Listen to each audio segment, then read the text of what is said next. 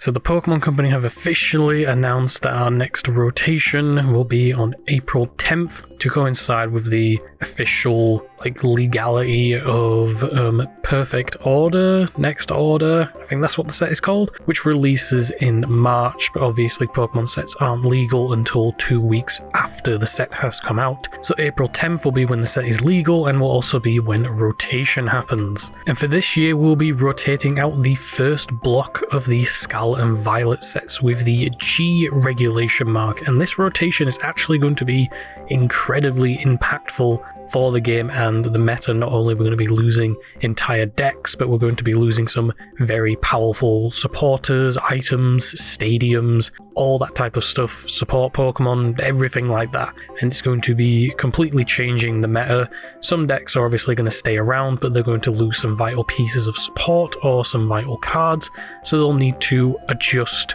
in order to keep themselves afloat. But as always, Japan do get the rotation early. I believe the set comes out in a week or two at the time of recording this video for Japan, so that's when their rotation will be.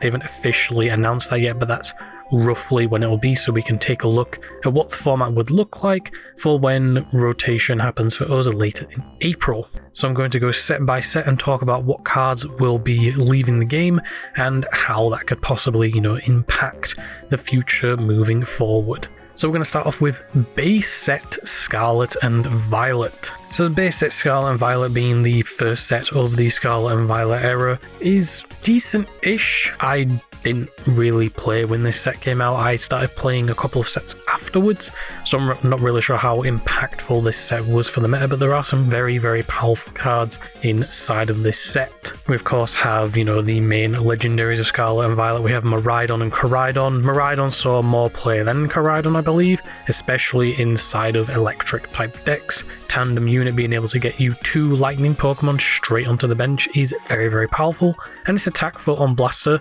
wasn't too bad, but the card was mainly used to get lightning Pokemon out of the deck inside of obviously lightning based decks, stuff like Joltik Box, and also just Miraidon in general before we saw the rotation of all the V Pokemon. A very, very big one, Gardevoir EX. It's about time. I am sick of this deck, and I am probably not the only one who is going to be over the moon when this card is gone. Incredibly strong, and the Pokemon Company just keep printing more and more support for it. It's probably not direct support, it's probably just indirect support, but it's cards that Gardevoir can use and abuse, and I'm going to be so happy when this card is gone. I cannot wait. Banette EX, they saw a little bit of play inside of some decks. It saw a little bit of play alongside like Giratina. I think it saw play with Gardevoir. Everlasting Darkness item locks, they're not fun, but yeah, that was one thing. Drifloon was something that saw play inside of Gardevoir. Klefki is going to be leaving. This was a neat little stun card with its mischievous lock. As long as it's in the active spot, basic Pokemon in play, both yours and your opponents have no abilities. So a little bit of a stun stall card that's going to be leaving that saw play in quite a few decks. And we're just a neat little tech option for certain matchups. Holucha, this is going to kind of hurt Dragapult because you can no longer ping 10 damage and get an easy knockout and manipulate around, all that kind of stuff, especially since we have a lot of 70 HP basic Pokemon from evolution lines in the format. You can no longer ping 10 on this thing and then ping 10 on this thing and knock them both out and all that kind of stuff. But it's not a massive impact for the deck. It'll just bring its maths down a little bit better and will make taking multiple knockouts just a little bit harder. In terms of Pokemon, I think that's it. We also have Squivert with its Nest Stash, being able to put your hand on the bottom of the deck and draw one card. This mainly saw play alongside Bibarel, but Bibarel's no longer in the game, so I don't think Squivert sees play anymore. It might do, I don't know what in, and I think that's it for the Pokemon, I believe. Can't really think of anything else. Again, for the first set of the Scarlet and Violet era, it wasn't massively impactful, but now for the items and supporters, because there's a lot here to talk about. First off, Arven. Arven is an incredibly powerful card. It's seen play in pretty much every deck in the format. You can search your deck for a tool card and an item card, and this card alone was enough to win games in some instances. It's just that strong, especially later on when we got some specific tool cards, such as the TMs. You could easily like get an item such as Earthen Vessel and then the TM, and then you could do like Team Evolution on your first turn going second. It's going to kind of hurt the consistency for some decks, I imagine, because it was also a way to help fix bricky hands. You could search stuff like Buddy Poffin, get 2 basics out. Basically, it just allowed you to fix bricky hands and was also just a key combo piece and just a very strong card in general. Electric Generator, this is going to hurt Lightning decks, though I don't really think there's many Lightning decks in the format that use this.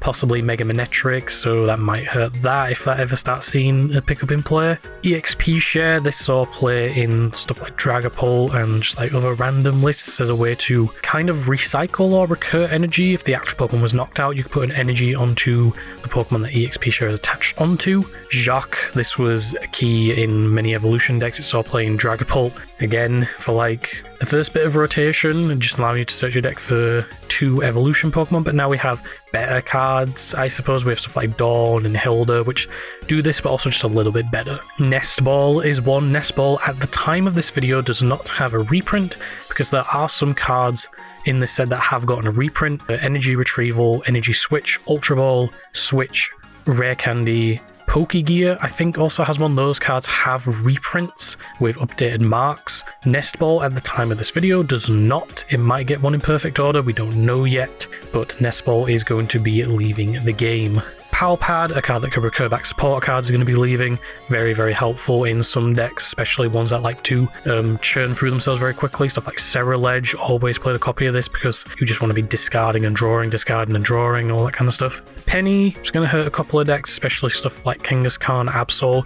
Can't just pick up a damaged Kangaskhan, Absol and just put it back down anymore. And another big one is Professor's Research. This also does not have a reprint with an updated mark at the time of this video, but it might do in perfect order. We don't know yet. The full set list hasn't been revealed at the time I'm recording this. And despite the card getting multiple different artworks, especially even in Black Bolt and White Flare, it didn't have an updated mark. It was still G mark. And that's it for Scarlet and Violet base set. Not a whole lot, but the cards that we have talked about have been pretty powerful and pretty impactful for the game. Next up, Paldea Evolved. So first off, Fortress. This saw like a little bit of play, being able to blow itself up and attach a bunch of energy from the deck. Baxcalibur and Chien-Pao. This was a pretty strong deck for the time. Baxcalibur basically allowing you to attach as much water energy as you want onto your Pokemon. Chien-Pao could search for 2 water energy when it's in the active and do 60 damage for each water energy you discarded. Very, very strong deck that has fallen off recently. Hasn't really seen a whole lot of play, but for those of you who still stuck around with it, it will unfortunately be leaving with rotation. Luxray, this one saw a little amount of play. Basically, if you're behind on prizes and your opponent, basically if you have more prizes remaining than your opponent, you could bench it without needing to evolve it, and then you could use something like what's it called? I've already forgotten what it's called. The one that gives free energy to evolutions, and then you could use its attack for 180 damage. Pretty decent.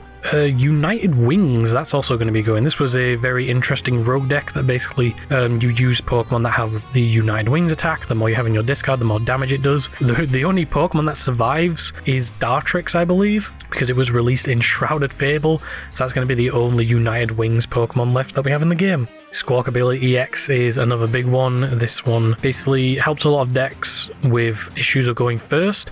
Stuff like Ceruledge, you could obviously discard your hand on the first turn. Then you could also use a Carmine, so you could churn through your deck very, very quickly and get key set pieces and key pieces that you need for the combo. It was very helpful in basically that kind of situation, and basically allowing you to kind of get a new fresh hand if you go first. And its attack was also like decent. Again, that's kind of it for the Pokemon, not really a whole lot to talk about. I guess Mimikyu as well, with its Safeguard, it couldn't take damage from EX or V Pokemon, but that card's since like fallen off. It's okay in like some stun decks. And now again, items, support cards, all that kind of stuff. Artisan, this was basically a nest ball for non-Roblox Pokemon that you could use every single turn. That's unfortunately going to be going, so consistency is going to be pretty bad. Bravery Charm, basically allowing you to boost the HP of basic Pokemon. That's going to be leaving, so we're not going to have giant HP Mega Pokemon, even though they already do have quite a lot of HP. Iono is a very, very big one. This card allowed you to basically screw over your opponent. You both shuffle your hands, put them on the bottom of the deck, and then draw off each prize card you had remaining. This card could either help you win a game or was the reason you lost a game. It was just that strong. And the only form of hand destruction we're going to have going into rotation is Judge, because that is going to be getting a reprint with an updated mark. So maybe players start playing Judge instead, just to have a way to manipulate your opponent's hand and all that kind of stuff. We'll have to wait and see. Another big one, Super Rod, a way to recycle back Pokemon as well as energy back into the deck. So the only form of recovery we're going to have going into rotation is Night Stretcher, which in some instances is still pretty good, but it only gets you back 1 card, whereas Super Rod gets you back 3, but it puts them into the deck, which is like fine, but for some decks that's also like kind of important, because you might want to get cards out of the deck using certain supporters or certain Pokemon instead of having them go back into your hand. Superior Energy Retrieval, this is also a pretty big one for any decks that use this. So at the moment the only deck that really uses this is Goldengo, and Goldengo is going to be rotating anyway, but if we get any other decks that like to discard energy everywhere, then they're going to have a much harder time doing that, because the only thing we have is Energy Retrieval. Jet Energy, this is a pretty big one, especially for something like Lopunny. Lopunny started seeing a little bit of play, and Jet Energy just allows you to instantly get into the active and swing for some big damage.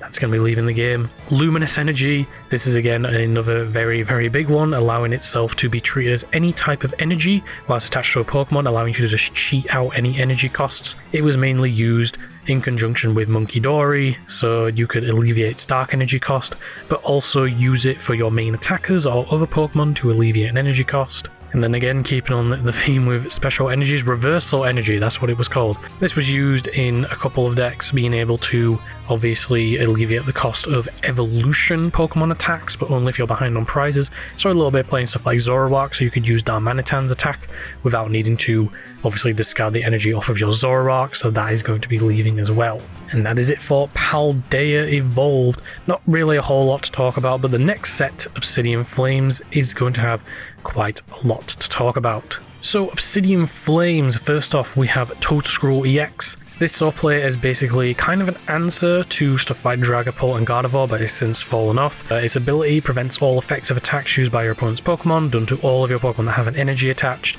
so you could basically use it in conjunction with stuff like Teal Mask Ogerpon, which can attach an energy to itself and draw a card, and basically give all of your Pokemon protection from effects of attacks used by your opponent's Pokemon. And also its attack Colony Rush did 80 damage and 40 more damage for each benched Pokemon that had a grass energy, so you could do a whole lot of damage with that. Next up, Cleffa. This was one of the new baby Pokemon, 30 HP, free retreat, and its attack was 0 energy, draw until you have 7 cards. Very strong card that helped in like the early game if you weren't able to get some stuff established, or basically just gives you a fresh new hand for next turn. Very strong card that is unfortunately going to be leaving the game. And then another big one, Charizard EX, Infernal Rain, Burning Darkness. You all know it, and a lot of people hate it, and it's going to be going. A lot of people are going to be happy, a lot of people are going to be sad because Charizard's a fan favourite, and Mega Charizard by itself is like pretty mid, but Charizard EX was a very, very strong deck. Infernal Rain attached free energy from your deck, and Burning Darkness does more damage for each prize card your opponent has taken. So if your opponent is up on the game, you can easily take one-hit KOs with this Pokemon very, very easily, and it just powers itself up. It's very, very strong, and it's going to be going, unfortunately. And Charizard's main partner, Pidgeot EX, is also going to be going. Quick search your deck for any card you want and put it into your hand. Not only that, it has free retreat. So if one of your Pokemon was knocked out, you could bring this up, search your deck for anything you need. Most of the time it was boss's orders, and then retreat out, use whatever you needed. Most of the time it was boss's orders, and so on and so forth. Very, very powerful card. That wasn't just seen in Charizard, it was seen in a bunch of other decks, just as a way to just get any card you need. Just anything, just get anything you want, and it is going to be leaving the game. For supporters items and tools and all that kind of stuff, there isn't really a whole lot to talk about in this set. Just Pokemon League Headquarters, which increase the energy that basic Pokemon needed in order to attack, and Town Store, which let you search your deck for a tool card and put it into your hand. Next up was Pokemon 151. This one, not really a whole lot to talk about, but it does have some stuff that is kind of worth talking about. The only cards in this set that are really worth mentioning is Alakazam EX, was like a pretty decent rogue deck. Ditto saw play in a couple of decks as a way to basically replace itself for one of your other Pokemon in your deck. Mew EX saw play as a good consistency card, letting you draw until you have 3 cards in your hand. Rigid Band saw a little bit of play as a way to reduce the damage your stage 1 Pokemon take. Grabber saw play in some control decks, or just like little niche kind of play. Then you have stuff like Erica's Invitation, which saw again a little bit of play inside of random control decks, and Build Transfer, which I believe saw play inside of Alakazam. And that's kind of it for this set. Again, not a whole lot to talk about with this one. It was mainly a nostalgia type set. Next up, Paradox Rift, the final set that was released for this first year. Immediately off the rip, Toadscroll, Slime Mold Colony. Your opponent cannot add cards from the discard to their hand. Very, very annoying type of stun card, especially if you're not able to get rid of it and your opponent's got rid of a bunch of resources that you need to get out of the discard. Then this card just locks you down from that, and it's going to be leaving the game. Some people say, thank God. I am one of those people. Iron Bundle, this was basically kind of like Boss's Orders, Escape Rope. You could basically discard it and then your opponent has to bring up a different Pokemon. So if the thing in the active you can't knock out, but you can knock out everything on the bench, basically force your opponent to bring up something else. Hooper EX, this saw play inside of like random stuff. Its attack Energy Crush does 50 damage for each energy attached to all of your opponent's Pokemon, so it saw playing stuff that like uses a lot of energy in order to attack. It was like played here and there, but it wasn't like a meta-defining type of card. Screamtail, this was a staple in Gardevoir. Xatu with its Clairvoyant Sense, allowing you to attach a Psychic Energy from your hand to one of your bench Pokemon and draw 2. That's going to be leaving. Iron Hands EX, very controversial card, thank you very much. Just take an extra prize when you knock out a Pokemon. And that it did do in stuff like Joltik Box and just like lightning based decks. Very frustrating card to deal with. Slitherwing, this saw play inside of like random ancient decks as a way to counter, electric type Pokemon like Iron Hands. It could easily one-hit KO those. Brute Bonnet's going to be going. This has the Toxic Powder ability. If it has Ancient Booster Energy Capsule, you could poison both active Pokemon. Saw play here and there inside of a bunch of different decks, especially those that like having status conditions or get a benefit from status conditions. Roaring Moon EX, Frenzied Gouging, being able to just knock out your opponent's active Pokemon. That's going to be leaving. Jirachi with Stellar Veil. This one has not really seen a whole lot of play, but when it first came out it was seeing a little bit of play because of stuff like Lost Box, but as of now it's fallen off. It doesn't really see play anymore. Goldengo EX, thank God. This has quickly become one of, if not the best deck in the game, and its reign of terror is not going to be lasting very long, as it will be leaving with rotation. Bombardier EX saw small art play in some random decks. It saw play in Zoroark for one time, don't know why. And then Items Tool Supporters, Counter Catcher, this is a big one, so no longer can you like Counter Catcher if you're behind on prizes. You have to use something else like Boss's Orders and all that kind of stuff.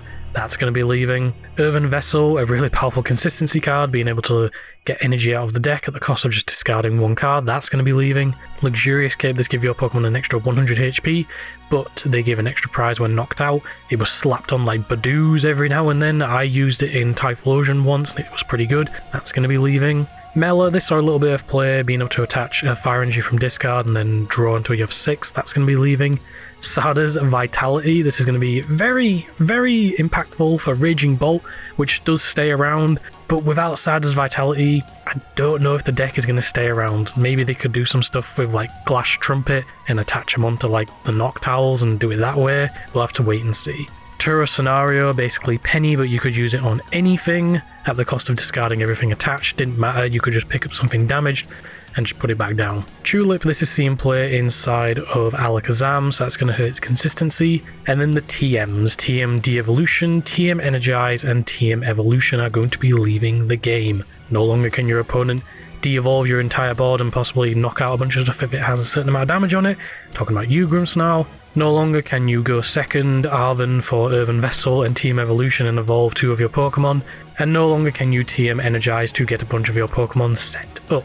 This is probably the biggest out of the sets that's going to impact the game, so I'm looking forward to see what decks stay and how they evolve and adapt from this one. We also did get Paldean Fates, but this was mainly a reprint set, and the new cards it did bring around aren't very good. So with all the sets looked at, what is going to be staying for our rotation? So Dragapult is obviously going to be staying, but it's going to be taking a big hit with some of the cards that are gone. It should be fine, really. It just might not play Monkey Dory anymore because you'll have to play 3 different types of energy. You could play Prism Energy, but Prism Energy only works on basic Pokemon, so you can't use it on your Dragapults.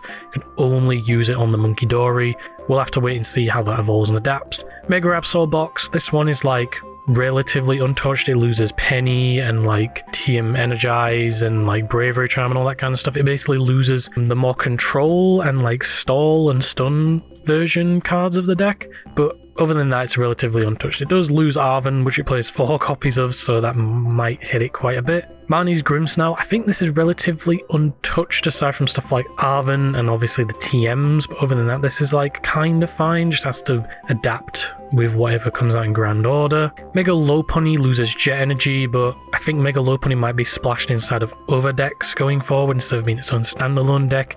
Again, we'll have to wait and see. Maybe it just like plays a lot more switching cards. Ceruledge kind of got hit pretty bad. Pal Pad's a big one, so like discarding your hand like every single turn, you can't just Pal Pad back your boss's orders and use them later on. It's a bit iffy. You also lose Earthen Vessel, so getting your energies out of the deck is going to be a bit more difficult. Again, we'll have to wait and see. Terra Box, like relatively untouched, I think. Flareon EX, same thing. Alakazam loses a little bit of consistency. Raging Bolt loses its most powerful card. Joltik Box loses some of its most powerful attackers. Then we have stuff at like the bottom of the list. Cynthia's Garchomp, that's like kind of fine-ish, except for Arven. Mega Sharpedo, that's also kind of fine. Greninja EX, I never play that deck, I don't really know what it does. And Zoroark, I guess that's also kind of fine. You do lose TM Evo and Arven. You also lose Reversal Energy, so you can't attack with your Darmanitans anymore. So on and so forth. We'll have to wait and see what else comes from Grand Order, because we might get some new pieces of support to replace cards that have been lost. May get some reprints of stuff like Nest Ball and Super Rod, so those can stay in the game. We'll just have to wait and see, or we might get replacements. The full set list isn't out at the time of recording this video. By the time it's uploaded, it might be out. We'll have to wait and see, but this rotation is going to be very, very impactful for the game moving forward. And that's it for this video. Let me know your thoughts in the comments, what you think about this rotation. How is it going to impact you? What deck were you playing? Is it going to be going? How is it going to hurt you? What are you going to play something different post-rotation? What are you looking to pick up? What are you hoping releases in perfect order to help replace these lost cards? So on and so forth. There's so many questions to ask, and I suppose we'll get them answered in a week or two. Make sure to like, comment, subscribe, all that nonsense, and I'll see you in the next video, whatever that may be. Take care.